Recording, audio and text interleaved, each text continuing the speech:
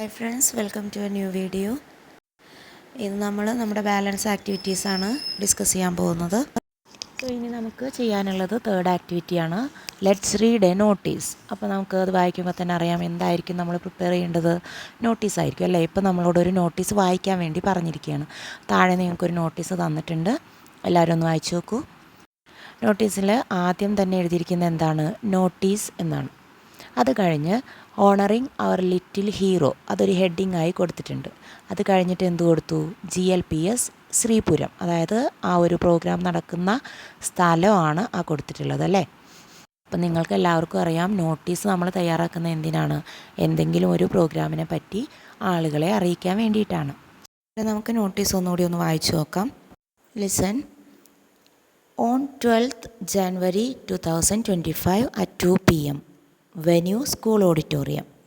Dear friends, we are happy to invite you to a special program to honor Shruti, the recipient of the Ujjwala Balyam Award for developing a learning app for self-study.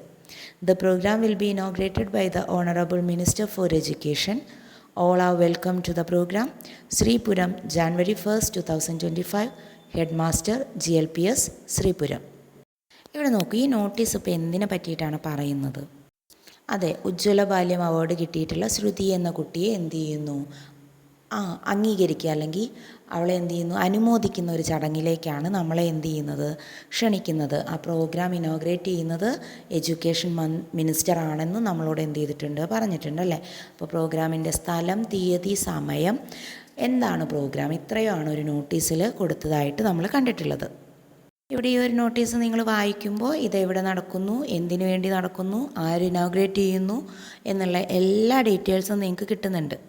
ഇനി നമ്മൾ ചെയ്യേണ്ടത് എന്താണ്? തൊട്ടടുത്ത പേജിലേക്ക് പോകുമ്പോൾ അവിടെ നിങ്ങൾക്ക് തയ്യാറാക്കാൻ വേണ്ടി ഒരു ചോദ്യവും അതുപോലെ തന്നെ നോട്ടീസ് എഴുതാൻ വേണ്ടിയിട്ടുള്ള സ്പേസും അവിടെ വിട്ട് തന്നിട്ടുണ്ട്. ഇവിടെ നോക്കൂ, നമ്മുടെ ക്വസ്റ്റ്യൻ എന്താണ്? Dilna became a hero. She was invited to Cheruvappadi fire station to receive an award. Prepare a notice for the program. Venue Cheruvappadi fire station hall. Date 10th July 2025. Time 10 AM. Chief guest district collector. So ഇവിടെ നമുക്ക് ദിൽനയെ fire സ്റ്റേഷനിലേക്ക് അവാർഡിനായിട്ട് ക്ഷണിച്ചു എന്ന് നമുക്ക് എല്ലാവർക്കും അറിയാം അല്ലേ.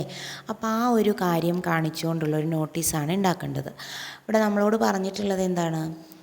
എവിടെ വെച്ചിട്ടാണ് പ്രോഗ്രാം നടക്കുന്നത്? ചെറുവപ്പാടി ഫയർ സ്റ്റേഷനിൽ വെച്ചിട്ടാണ്. അതുപോലെ തന്നെ ദിവസം വരുന്നത് July 10th. സമയം രാവിലെ 10 മണിയാണ്. പ്രോഗ്രാമിൽ ചീഫ് ഗസ്റ്റായി എത്തുന്നത് ഡിസ്ട്രിക്ട് കളക്ടറാണ്. ഇത്രയും ഡീറ്റെയിൽസ് മതിയല്ലോ നമുക്ക് ഒരു നോട്ടീസ് തയ്യാറാക്കാൻ വേണ്ടിയിട്ട് അല്ലേ. നിങ്ങൾ നോട്ടീസ് തയ്യാറാക്കുമ്പോൾ എപ്പോഴും ശ്രദ്ധിക്കേണ്ട ഒരു കാര്യം, ഒരു സ്ക്വയർ ബോക്സിനകത്ത് വേണം നമ്മൾ എന്ത് ചെയ്യാൻ? നോട്ടീസ് തയ്യാറാക്കാൻ. അപ്പം നിങ്ങളുടെ ടെക്സ്റ്റ് ബുക്കിലായാലും ക്വസ്റ്റ്യൻ പേപ്പറിലായാലും നമുക്കൊരു സ്ക്വയർ ഷീറ്റ് തരും. അവിടെയാണ് നമ്മൾ എന്ത് ചെയ്യേണ്ടത്? നോട്ടീസ് ചെയ്യേണ്ടത്. ഇനിയിപ്പോൾ നിങ്ങൾ വലിയ ക്ലാസ്സുകളിലേക്ക് പോകുമല്ലോ, അവിടെ നമുക്ക് നോട്ടീസ് ഉണ്ടായിരിക്കും. അപ്പോൾ നോട്ടീസ് എഴുതുന്ന സമയത്തും നിങ്ങൾ എന്ത് ചെയ്യണം? ഒരു സ്ക്വയർ ബോക്സ് വരച്ചിട്ട് വേണം എന്ത് ചെയ്യാൻ? നോട്ടീസ് എഴുതാൻ. അതാണ് നോട്ടീസിനെ പറ്റിയിട്ട് പറയാനുള്ള ആദ്യത്തെ കാര്യം. ഇനി രണ്ടാമത്തെ കാര്യം വെച്ചാൽ, നോട്ടീസിൻ്റെ ഏറ്റവും വലിയ ഹെഡിങ് എന്ന് വെച്ചാൽ അതെന്തായിരിക്കും? നോട്ടീസ് എന്ന് തന്നെയായിരിക്കും. അപ്പോൾ നമ്മൾ നോട്ടീസ് എഴുതുമ്പോൾ അതിൻ്റെ മേലെ എന്ത് ചെയ്യണം? നോട്ടീസ് എന്ന് എഴുതണം. അങ്ങനെ എഴുതാൻ ഞാൻ പറയുമ്പോൾ ചിലർക്ക് തോന്നുന്നുണ്ടായിരിക്കും, എന്ത് ചേടാ ഇതെന്തൊരു കാര്യമായി പറയുന്നത്? നോട്ടീസാണല്ലോ തയ്യാറാക്കുന്നത്, പിന്നെ എന്തിനാണ് നോട്ടീസ് എന്ന് എഴുതുന്നത് എന്ന് അല്ലേ. അപ്പം അങ്ങനെയല്ല, നോട്ടീസ് തയ്യാറാക്കുന്ന സമയത്ത് നമുക്ക് എന്ത് ചെയ്യണം? നോട്ടീസ് എന്ന് എഴുതണം. നിങ്ങൾ ഏത് നോട്ടീസ് എടുത്ത് നോക്കൂ, അതിൻ്റെ മുകളിലെല്ലാം എന്തുണ്ടായിരിക്കും? നോട്ടീസ് എന്ന് എഴുതിയിട്ടുണ്ടായിരിക്കും കേട്ടോ. അപ്പോൾ അത് മറക്കരുത്. അത് കഴിഞ്ഞാൽ പിന്നെ നമ്മൾ ചെയ്യേണ്ടത് എന്താണ്? ആ ഒരു പ്രോഗ്രാമിനൊരു പേര് കൊടുക്കലാണ്. ഇവിടെ നമുക്ക് അവാർഡ് ഫംഗ്ഷനാണ്, അതുകൊണ്ട് നമുക്ക് എന്ത് ചെയ്യാം?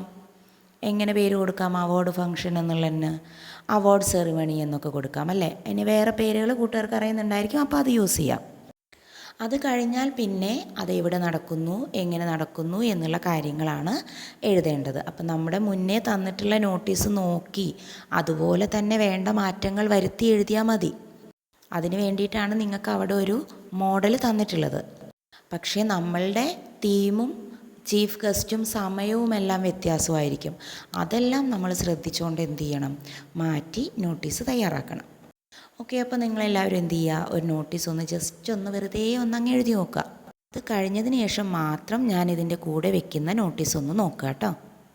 ഇവിടെ നോക്കൂ, ഞാനൊരു നോട്ടീസിൻ്റെ മോഡൽ ഇവിടെ വെക്കുന്നുണ്ട്.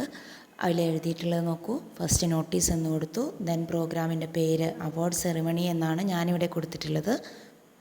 അത് കഴിഞ്ഞു കൊടുത്തത് എവിടെ വെച്ചിട്ടാണ് ഇത് നടക്കുന്നത് എന്നാണ്. അപ്പോൾ ചെറുവപ്പാടി എന്ന് കൊടുത്തു. പിന്നെ പറയുന്നത് എന്താണ്, ഏത് ദിവസമാണ് അല്ലെങ്കിൽ എന്നാണ്, 10th July 2025 എന്ന് എഴുതി അതിൻ്റെ കൂടെ തന്നെ at 10 AM എന്നുകൂടി കൊടുത്തു. ഇത് അങ്ങനെ അല്ലാണ്ട് അതിന് താഴെ ടൈം എന്ന് വെച്ച് 10 AM എന്നും കൊടുക്കാം. ദെൻ അത് കഴിഞ്ഞപ്പോൾ എന്ത് ചെയ്തു, വെന്യൂ എവിടെയാണെന്ന് പറഞ്ഞു. ചെറുവപ്പാടി ഫയർ സ്റ്റേഷൻ എന്ന് നമുക്ക് തന്നിട്ടുണ്ട്. സോ അത് തന്നെ എഴുതിയിട്ടുണ്ട്.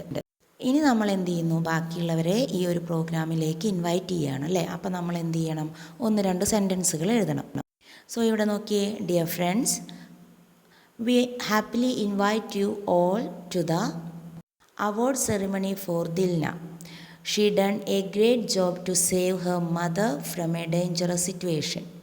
Our program will be inaugurated by Honorable District Collector. Warm welcome to you all. ഇത്രയാണ് ഞാൻ ഇതിനകത്ത് എഴുതിയിട്ടുള്ള തീം. ഓക്കെ, ദെൻ അതിന് താഴെയായിട്ട് ചെറുവപ്പാടി എന്നും എന്നാണ് നോട്ടീസ് ഇറക്കിയത് എന്നും കൊടുത്തിട്ടുണ്ട്. അതുപോലെ തന്നെ തൊട്ടപ്പുറത്ത് ആരാണ് ഈ ഒരു നോട്ടീസ് കൊടുക്കുന്നത് എന്നും എഴുതിയിട്ടുണ്ട്. ഫയർ സ്റ്റേഷൻ മാസ്റ്റർ ചെറുവപ്പാടി എന്നാണ് ഞാൻ കംപ്ലീറ്റ് ചെയ്തിട്ടുള്ളത്. വീണ്ടും ഒരു കാര്യം എല്ലാ കൂട്ടുകാരെയും ഓർമ്മിപ്പിക്കുകയാണ്, ഇതൊരു മോഡലായിട്ട് മാത്രം ചെയ്തു വെച്ചിട്ടുള്ളതാണ്. ഒരിക്കലും ഇതതുപോലെ എടുത്തെഴുതി നിങ്ങളുടെ ഒരു ഐഡിയയും കൊടുക്കാണ്ട് നോട്ടീസ് പ്രിപ്പയർ ചെയ്ത് സ്കൂളിൽ കൊണ്ടുപോകരുത് കേട്ടോ.